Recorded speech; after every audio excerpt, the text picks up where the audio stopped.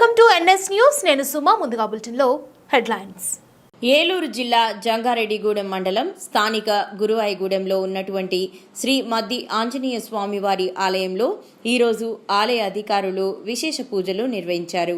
భక్తులు అధిక సంఖ్యలో పాల్గొన్నారు. భక్తులకు ఎటువంటి అసౌకర్యాలు కలగకుండా ఆలయ సిబ్బంది మరియు ఆలయ ఈవో తగు జాగ్రత్తలు తీసుకున్నారు.